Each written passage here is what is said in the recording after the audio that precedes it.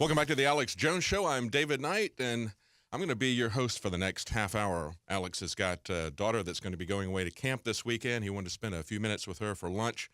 So I'm going to be doing this next half hour. And, of course, in the next hour, we have the author of Robopocalypse coming on. If you're not familiar with that novel, I'm going to kind of give you some things that are happening right now that really very clearly tie into this. Of course, the basic premise of Robopocalypse, and it's told with a series of vignettes about the individuals in different places, different things that happen to them. It gradually pulls that together in retrospect.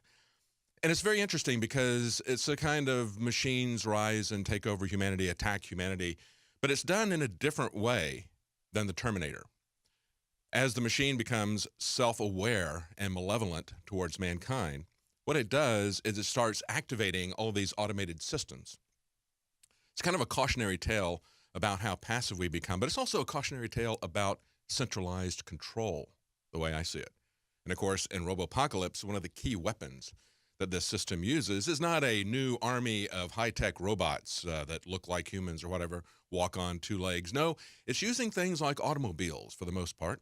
They do have some robots that are servants that have been set there to help people, but it also uses cars to attack people. It uses cars to patrol the streets. As we look at this driverless future that they're trying to present to us, and it is coming on, let me tell you, much, much faster than you probably realize. This is something that has been building for quite a long time, and we've just had a car that went from San Francisco to New York.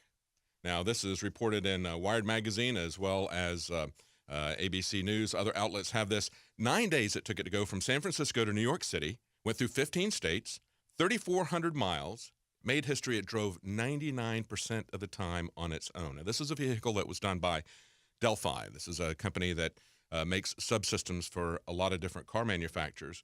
They said in reporting about it in Wired Magazine, they said, of course, the interesting thing is that this isn't some special technology that just this company has. They said, there's a lot of companies that could do this. Audi, Mercedes, Google could all make this journey. As a matter of fact, Tesla is going to have in just a couple of months, I think it's about a month ago, he said in 90 days, they were going to combine the navigation software in their computers with the subsystems that control things like cruise control, steering. They've already had, with Mercedes and other cars, they've had for a long time, they've been building up to these subcomponents, making sure that you don't drift across the lane. So they recognize where the lane markers are. They have forward and rear-facing radar, so they can tell if you're closing in too quickly on a car in front or in back of you. So these are the beginning steps. These are individual systems. They can tie all these together, tie it together with the navigation. Of course, we need to understand that it was just in the last week that we saw a couple in Chicago drive off of a bridge because they were following the computer's instructions, not paying attention to the physical warning signs, the barriers that had been erected, the signs that said road closed, bridge out. No, they passed through all of the real stuff, and they lived in this virtual reality. The wife died. The husband is in serious condition.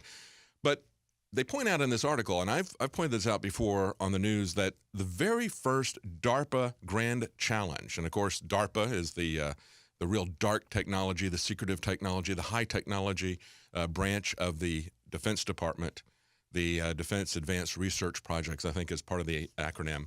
I just think of them as dark technology because the stuff that they are coming up with is absolutely horrendous and is really moving the edge of lethality far beyond what's necessary. I mean, they're not responding to threats, they're creating threats. And of course, that technology is going to be stolen, it's going to be copied, it's going to be imitated by others. So we're going to have to live with that technology that they're creating, the kind of killer robots that DARPA is doing. And of course, it was last year that they culminated in this robot test. Now, of course, they were put it out there as this is going to be a robot that's going to help us in case we have some kind of a Fukushima event. We can't send workers in. We can send these robots in. So they need to be able to walk on two legs, navigate things that are in their path, be able to turn off different aspects, manipulate things with their hands. So they'd set up some parameters there for that contest. But of course, if you've seen these robots and you understand that DARPA's mission is not about nuclear safety, it is about military weapons. When you look at those two things, it's very disconcerting to me as an engineer to see what they're going to. And of course, all those promising technology companies in that contest. All the promising robotics technology companies that were in the DARPA Robotics Challenge, those were all bought by Google. If they had any good technology, Google bought them. It was like 3 or 4 or 5 companies that they bought. And of course, they went on a purchasing binge with artificial intelligence as well at Google. Now, they point out, however, though, that the very first DARPA challenge, think about this, 11 years ago, the very first DARPA Grand Challenge was not a robot. It wasn't artificial intelligence. It was an autonomous car. They say in this Wired article, just 11 years ago, the 2004 DARPA Grand Challenge, the most advanced autonomous vehicles of the day, attempted to complete a 150-mile course. The best any of them could do was 7.32 miles, and that vehicle got stuck and caught fire. The next year, 5 vehicles completed the 132-mile course, but took 7 hours to do it. So they're making very, very rapid progress. And they're making such rapid progress that it was just last spring, about March or April, there were, Drudge covered the reports of it. There were massive changes in laws in both the United States and Europe to allow them to put these cars on the road. They wouldn't have been able to do this drive from San Francisco to New York legally last year, even though they may have had the technology largely in place. They would have been prohibited from doing that. But they changed those laws. And let me tell you, this is coming much, much faster than you realize. As I pointed out, Google, Wired rather, talks about propelling us towards a day that humans no longer hold the wheel. Well, you know what? Who's going to hold the wheel? Government is going to be holding the wheel. Government will be using the computers will be doing the driving. But you know what? Government is going to use this to tax you, to follow you, to have complete control over you. Before we leave this story about the autonomous car, I want to just point out one of the things that they were talking about in the AP article was the technological issues on it. They say the person sitting in the car's driver's seat only intervened once when in traffic, and that was when weaving around a construction zone. Again, when the car didn't want to move into a busy left lane to avoid police that were stopped on the right shoulder. So it did all of the interstate driving. They would, when they get off and get onto the streets, they don't have that yet. So they would have humans driving that. But on the road, on the highway, the car did 99% of the driving. Now listen to some of the technological challenges that came up to them. The variation in line markings across states, across communities. Some had wide stripes, others had narrow yellow ones. Some were new, some were faded, some were marked with raised bumps, so they had to be able to navigate all those different things. They said, of course, they're going to train their cameras to detect all kinds of lane markings. And they also looked at the fact that the cameras were a little bit blinded in bright sunlight or by rainy weather. But the radar systems provided backup. The radar systems, I said, worked well even on metal bridges that could have caused reflection and interference. And when I look at that, I thought, yeah, that's kind of interesting. I started looking at the technology. We have to make sure, I look at this, start looking at it from an engineer's eyes, and I can understand how these guys can get into it. It's a very fascinating challenge to come up with all of these different conditions, make sure that it's going to work in all the different kinds of lane designation markings, make sure that you've got something to guide off of even when there's some of the paint is missing or where it's different colors or different widths, or if you've got metal bridges. That's a very interesting technological challenge. And I understand that people can get caught up in that. But we need to understand, especially engineers who are creating these tools, these pieces of technology that can very well be used for the worst kind of tyranny the world has ever seen. That's what we're looking at. We're building the legal infrastructure and the technological infrastructure for the worst tyranny this world has ever seen. And you need to stop and move back from these fascinating technological tidbits and look at the bigger picture. You've got to understand where this is going. We've heard so many times the future doesn't need us. The future that they're designing doesn't need us. But the future that they're designing needs to control us. It needs to control us or it needs to kill us. That's the conclusion that the central AI came to in Robopocalypse, in the book that Alex is going to be talking to the author about in the next hour. And that's exactly the conclusion I believe the elites have come to. Will they be able to control us completely, or will they have to kill us? Now, as I said before, this car traveled from San Francisco to New York, 99% of the driving, most of that on the highway, where it just had to make sure that it wasn't going to hit anybody, hit anything. One of the things I thought was interesting about this, too, of course, they don't really care about your convenience or about the humans. It's all about the cars and the government's agenda. One of the things they pointed out was along the way, it went never went over the speed limit. As a matter of fact, most of the time they said it went well under the speed limit, to the point that it said, quote, a few hateful gestures were given from the human occupants of other cars. Yeah, I saw one of these reports talking about the Google car where it would set at a stop sign for over 4 minutes. Finally, the guy behind it made a dangerous move to go around it and shot the guys in the car a bird, because you can't have these machines that get stuck. They're timid. Maybe they're going to be aggressive. That's one of the things they said. They have to program some aggressiveness into it. Well, they're also going to have to program in some ethics. That was what Warren Buffett talked about earlier in this week. Alex mentioned that a couple of days ago, the fact that you're going to have to make a very quick ethical decision. We all know that. That's been talked about in the technology magazines. Warren Buffett mentioned it, and everybody paid attention when Warren Buffett said it. But of course, that's an issue. You're going to have to make a quick decision as to whether or not you're going to hit a pedestrian or whether or not you're going to go into another car. And of course, they will know who's in the other car because the cars are talking to us. Do you realize that vehicle-to-vehicle communication, V2V communication, is going to be mandated into the cars in just a couple of years? We're not talking about 5 years. We're not talking about 10 years. It's going to be mandated in a couple of years. Now, that'll probably be for new cars. I haven't read the details of the regulation yet, but they will grandfather that back into all of the cars. But right now, the thing that is holding them back is not the legal issues. It's not really the technical issues so much on the highways. That they're already done with that. What's holding them back is the ability to be able to drive in the city, where there's a very challenging situation. And of course, Bloomberg pointed out yesterday that there's crash testing driverless cars are going to be used in a robot city. You can find this article up on the Drudge Report as well. And they're talking about a particular scenario. Let's say you got a mother pushing a baby carriage across a busy city street. And all of a sudden, will the car stop in time? Well, they say this is going to be done in this city that they're building. The robot and the baby carriage will be robotic. There'll be programmed obstacles that will be thrown at these cars to see if they can navigate this. This is M-City, coming just outside of Detroit at the University of Michigan. It's soon to be open. It's a 23-acre mini metropolis. It's going to open this summer on July 20th. And they talk about the fact that this is where they are going to test navigating under all the different things that can happen in a city environment. Again, talking about Google's self-driving car, I don't know if you've seen this thing, but it's got, like, instead of headlights, it's because it doesn't need headlights. It doesn't have a steering wheel. It doesn't have a brake. So it doesn't need headlights. You're just an occupant. You're just along for the ride.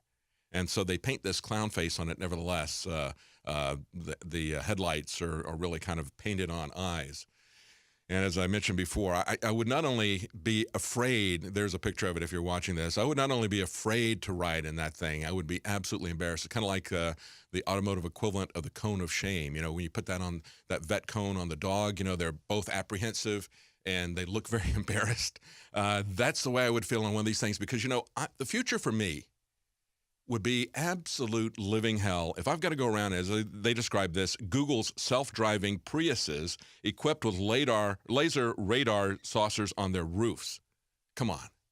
I mean, one of the few real things I ever get to do anymore, I work so much on computers, sitting at a desk all the time, one of the few real things I get to do is to get out in the 3D world, not looking at a television screen, but the steering wheel in one hand, the stick shift in the other, both of my feet on the pedals, and go. I love that.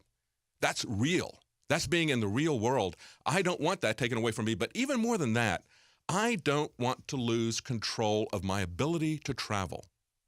And that goes back to why DARPA had their very first challenges were robotics challenges. Because from the very beginning, our government understands that in order to control us, they need the control point of transportation. It isn't just enough to watch everything that we're doing in the virtual world. They want to control where and when and know where we're going in the real world.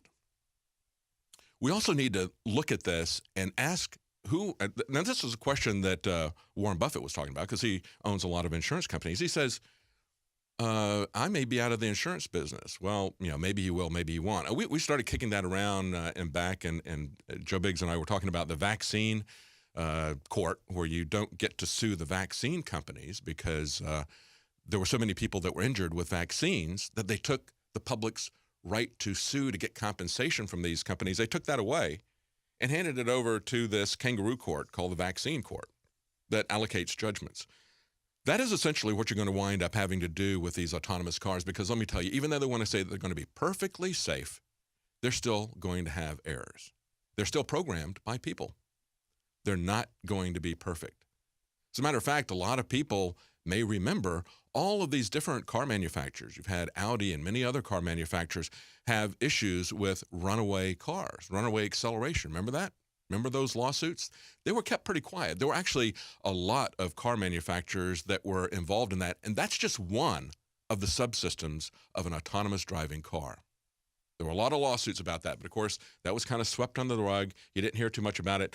You're not hearing too much about this in the United States, although the BBC reported on this. Chrysler's just been ordered to pay $149 million for one death in a Jeep crash.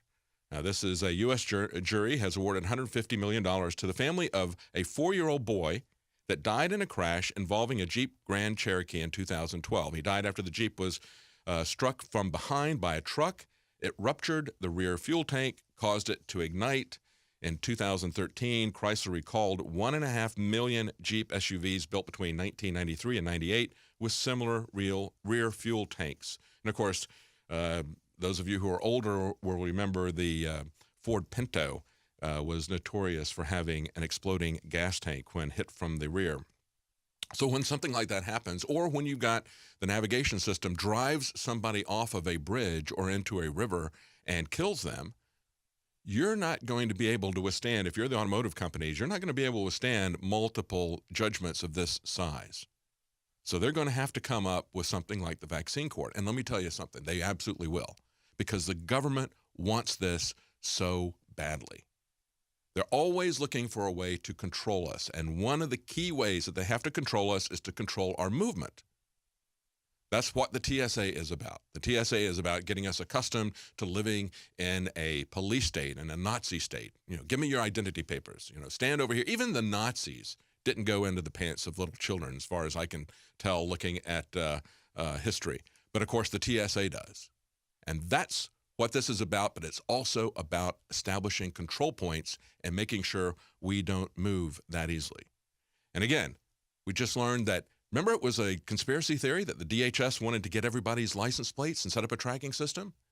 We published that, they dropped it, now they're back. Washington Post reports, Drudge has linked up. Stay with us, we'll be right back. Welcome back, I'm David Knight on the Alex Jones Show. Alex is going to be back in the beginning of the next hour. And in the next hour, he's going to be talking to the author of Robopocalypse. This is a story that's been eagerly awaited in movie form. The rights were sold to Steven Spielberg quite some time ago. A couple of times he's had it cast, and so I guess that's one of the things Alex will talk to him about, is to try to get some ideas, see if he's got any ideas to when this movie will be made, because it should be a very fascinating movie. I've read most of the book, not all of it. We were listening to it as an audiobook with my family. And people started going separate ways, and so we were waiting for different people, so we didn't quite finish the end of it. But it's a fascinating book, I think, because it raises the issues that we're looking at on a daily basis now. It's no longer distant ideas that we're going to have all these subsystems that are automated and could become malevolent if connected together. Now, of course, in the book, the malevolent central control is from a piece of AI, it's from a computer that becomes self-aware and starts going after humans. What you need to understand is that we don't need to wait for the artificial intelligence to become self-aware, okay? We already have politicians and global elitists who are AI themselves, artificial integrity. They're telling us they take an oath to the Constitution, or they say one thing in public, but they have an agenda to basically control us, to take us down. As I said before, the future, they say, doesn't need us. They say this over and over again. But in their future, they not only don't need us, but they must control us or eliminate us.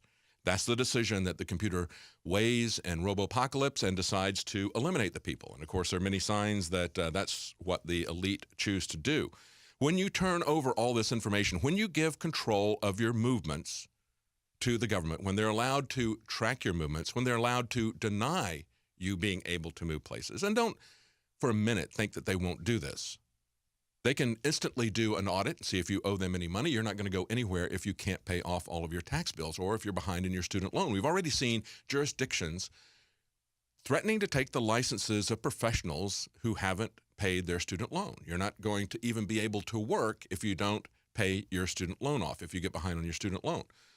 Well, they're going to use that for people who aren't professionals, who don't have licenses. If you're just flipping burgers and you owe the government some loan money or you owe them taxes, they're going to lock you down. It's going to be a high-tech debtor's prison without walls, essentially. And we can see that this is going to happen. When they got this story that is on Washington Post, it's on Drudge. A year after the firestorm, DHS wants access to license plate tracking systems. And they say the Department of Homeland Security is seeking bids from companies that are able to provide law enforcement officials with access to a national license plate tracking system. A year after canceling a similar solicitation over privacy issues. Remember? They said, oh, no.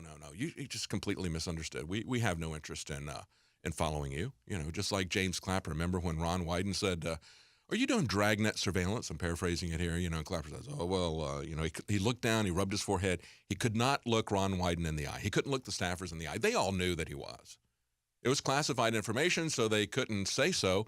That's why he asked Clapper the question so that he could put that out there. And, of course, Clapper chose, again, not to tell us the truth. Artificial integrity.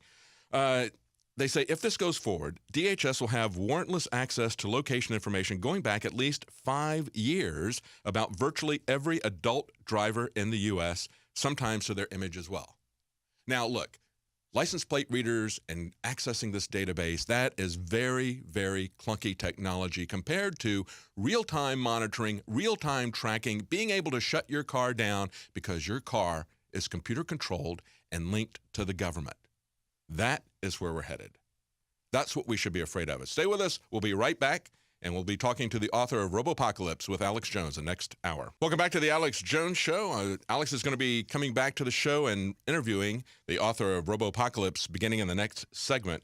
There's just a couple of more news article items that I want to go over. First, of course, there's the push in many, many states. I think it's, it's 20-something. I want to say 29, but I'm not sure of the exact count. But all across this country, we have movements in state legislatures that are pushing to take away our informed consent for vaccines because of measles, okay? This is a childhood disease that I had, as we've mentioned many times. Parents would send their kids down to get measles because it was a very, very low mortality rate for measles.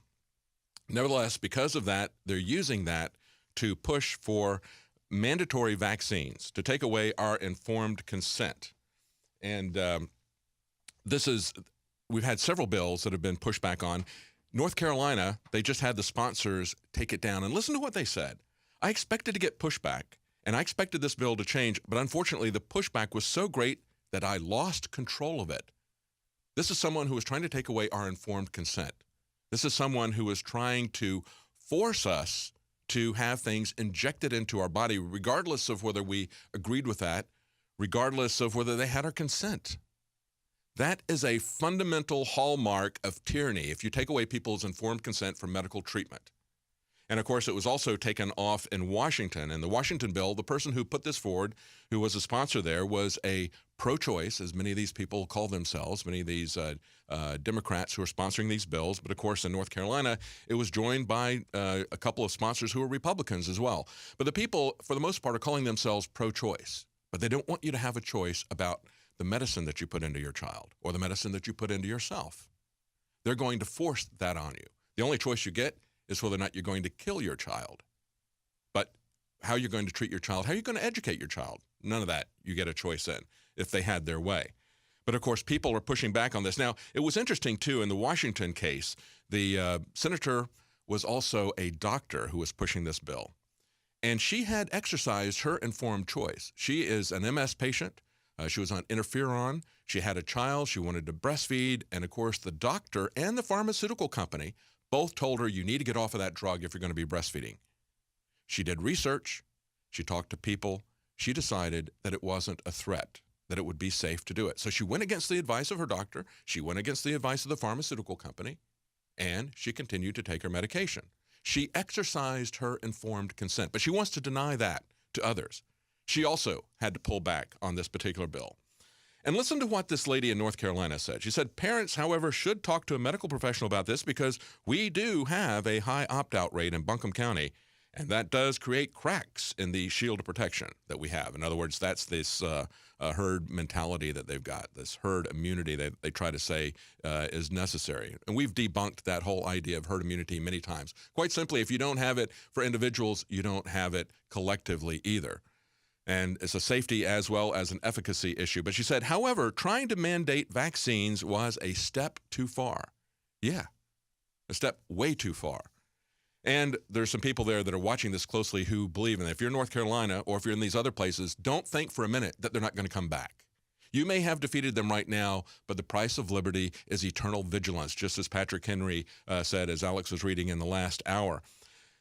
Some of the people in North Carolina said, well, we've talked to one of the sponsors, Senator Tart, a Republican, and he has an open health care bill that can be amended with new language, and withdrawing his support of SB 346 is not the same as withdrawing the bill and its contents. When asked if he would pull the bill before its reading, he says, I have a recorded quote of him saying, that's not going to happen.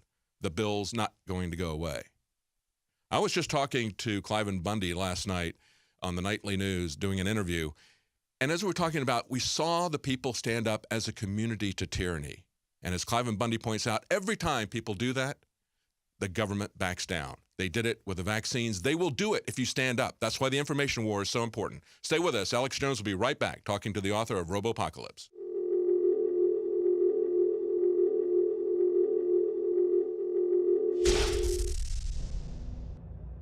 Introducing the first proprietary oxygen-based intestinal cleanser, OxyPowder. Backed by real FDA-approved phase 1, 2, and 3 clinical trials. People are suffering from all kinds of digestive issues these days. All the toxins from the air, the food, the water, ultimately ends up in the gut or affects the gut. My main focus was to come up with a remedy for this, something that's safe and effective that anyone can take on a regular basis to keep their intestinal lining clean.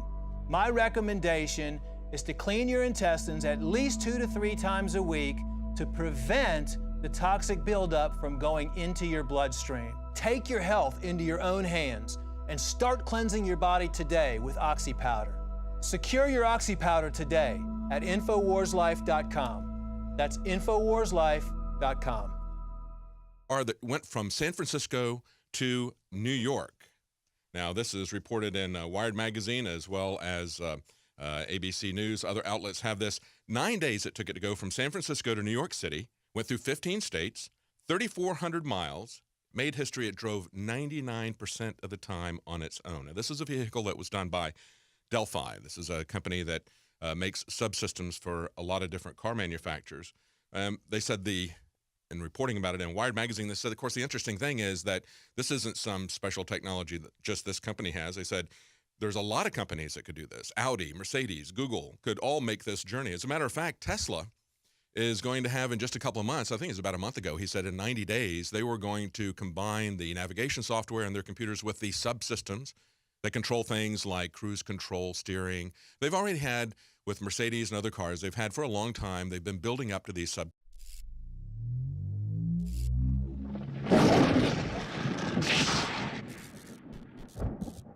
Welcome back to the Alex Jones Show. I'm David Knight, and I'm going to be your host for the next half hour. Alex has got a daughter that's going to be going away to camp this weekend. He wanted to spend a few minutes with her for lunch. So I'm going to be doing this next half hour. And, of course, in the next hour, we have the author of Robopocalypse coming on. If you're not familiar with that novel, I'm going to kind of give you some things that are happening right now that really very clearly tie into this. Of course, the basic premise of Robopocalypse, and it's told with a series of vignettes about the individuals in different places, different things that happen to them. It gradually pulls that together in retrospect. And it's very interesting because it's a kind of machines rise and take over humanity, attack humanity, but it's done in a different way than the Terminator. As the machine becomes self-aware components, making sure that you don't drift across the lane. So they recognize where the lane markers are. They have forward and rear-facing radar, so they can tell if you're closing in too quickly on a car in front or in back of you. So these are the beginning steps, These are individual systems. They can tie all these together, tie it together with the navigation. Of course, we need to understand that it was just in the last week that we saw a couple in Chicago drive off of a bridge because they were following the computer's instructions, not paying attention to the physical warning signs, the barriers that have been erected, the signs that said road closed, bridge out. No, they passed through all of the real stuff.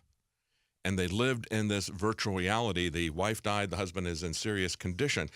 But they point out in this article, and I've pointed this out before on the news, that the very first DARPA Grand Challenge, and of course DARPA is the real dark technology, the secretive technology, the high technology branch of the Defense Department, the Defense Advanced Research Projects, I think is part of the acronym. I just think of them as dark technology because the stuff that they are coming up with is absolutely horrendous and is really moving the edge of lethality far beyond what's necessary.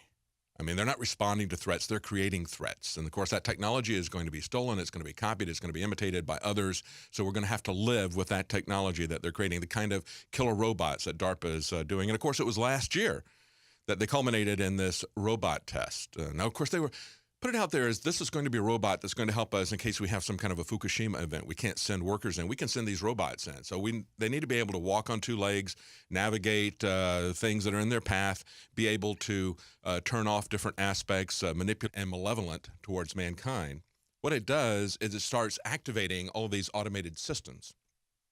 It's kind of a cautionary tale about how passive we become, but it's also a cautionary tale about centralized control, the way I see it. And of course, in Robopocalypse, one of the key weapons that this system uses is not a new army of high-tech robots that look like humans or whatever, walk on two legs. No, it's using things like automobiles for the most part. They do have some robots that are servants that have been set there to help people, but it also uses cars to attack people. It uses cars to patrol the streets. As we look at this driverless future that they're trying to present to us, and it is coming on, let me tell you, much, much faster than you probably realize. This is something that has been building for quite a long time, and we've just had a